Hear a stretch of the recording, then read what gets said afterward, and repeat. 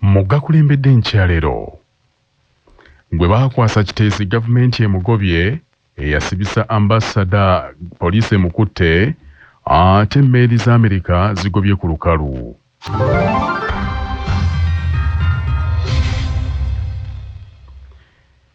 Essamenti eyimiriza munnansi wa Ghana Dr. Joseph Sian Ajepong gwe yali epatanye okukulaakulanya ekifo ky'ekiteezi awaayibwanga Kasasiro. Omwaka ogwayita eggwanga lyagwamu enjega, Kasasiro yali yakola olusozi bwe yabumbulukuka n'atta abantu abaasukka 20 era kaakano okuva olwo ekifo ekyo kyagobwamu abantu abaali basenga okumpi nga gavumenti erina enteekateeka y'okikulaakulanya wabula ne gye buli eno mpaawo kyali kikoleddwa. Gavumenti bwetyo yapatana munnansi wa Ghana Dr. Joseph Ajepong akola omulimu ogwo kyokka ne gye buli eno tewali kye yali akoze.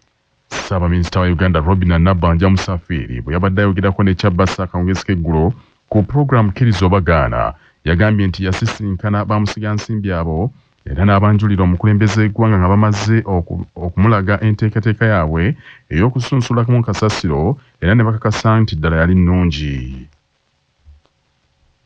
Nenteekako n'akakiiko akeekulemberwa Kyofa okulaba nga ddala kampuni eno bagyeri ne bakomawo ne baleeta ripooti nga nnungi. Netugaa katundu tubatusosowaza ne batuwa conditions nga 3 nti baagala okuteeka ssente ku musolo oba omusolo ku mafuta.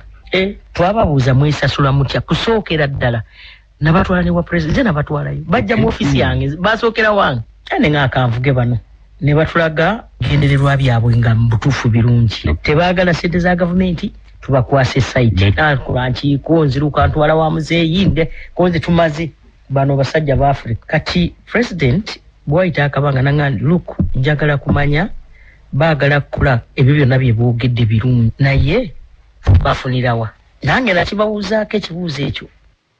Wabula Nabbanja agambye nti kyamubuukako oluvannyuma baakiggukamu nti enteekateeka za munnagano ono zaalimu ekiruubirirwa eky'okunyonyonta bannayuganda.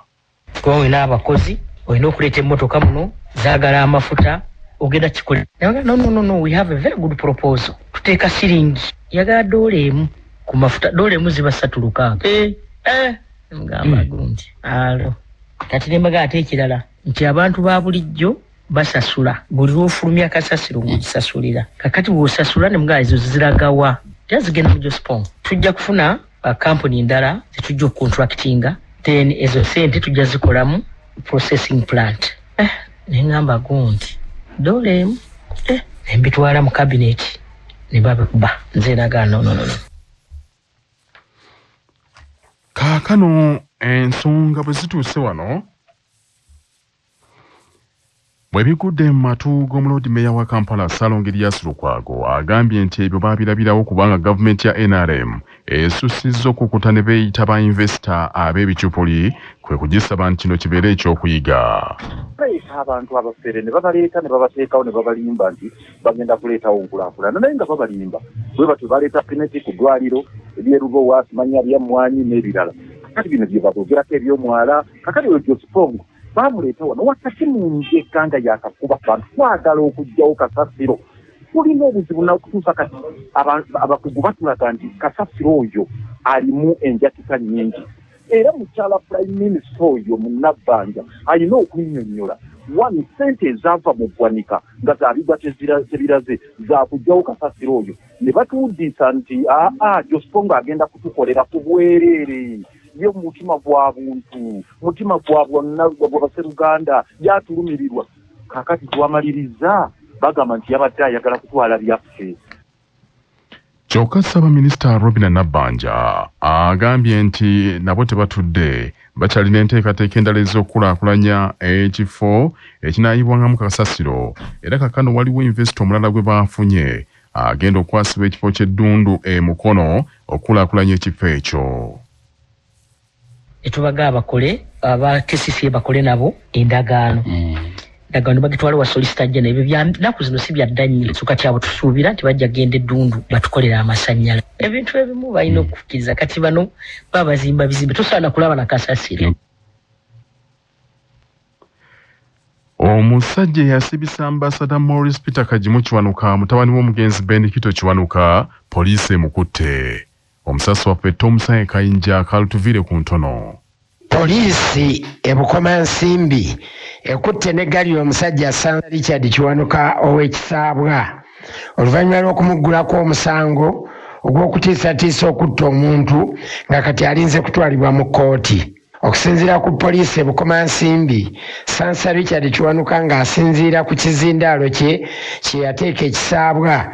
Bino ekitongole kya UCC bye kyawera yayogera ebigambo ebirabula n'okutiisatiisa okutta Nampenge Vincent ne famire ye yonna nga kino kyaddiridde kkooti ey'omulamuzi Butenga okuweereza semanis eri Sansa ne bazadde be balabikeko mu kkooti bannyonnyole lwaki tebasasula ensimbi obukadde 40 ez'abasalirwa kkooti olw'okubba ebintu omwali n'essola mu nnyumba y'omugenzi Ben Kiwanuka ekisaabwa nga Sansa agamba nti Nampenge muzzukulu wa Ben Kiwanuka mbu yamutambulirako.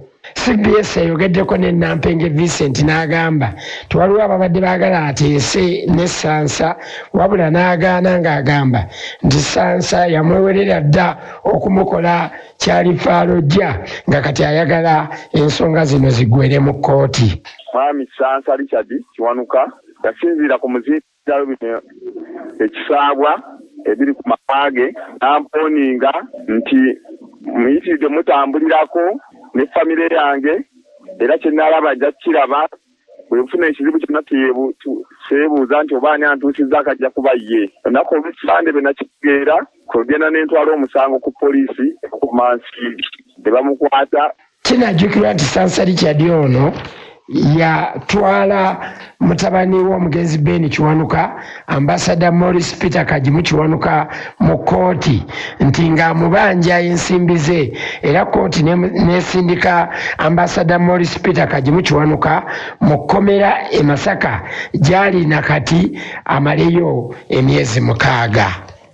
Saalongo Tom Sange Kayinja ku lwa CBS ndi mu kibuga kya Ssaabasajja Masaka City. Ministry ya Ssemateeka n'essiga eddamuzi ekitegerekese nti emaliriza okubaga okulungamya okunaagenda okwesigamwako okugaba ensimbi gavumenti zeewa ebibiina by'obufuzi ebirina abaka mu Parliament. Mu mwezi ogwokutaano omwaka guno Parliament yayise ennongoosereza mu tteeka erifuga ebibiina by'obufuzi erya The Political Parties and Organizations Act y'omwaka 2005 n'ekifuulibwa kyabuwaze buli kibiina ekirina n'ekifuulibwa kyabuwaze nti ekibiina ebibiina byokka ebirina okuweebwa ensimbi za gavumenti bye byegattira mu mukago gwa Interparty Organization for Dialogue IPOD.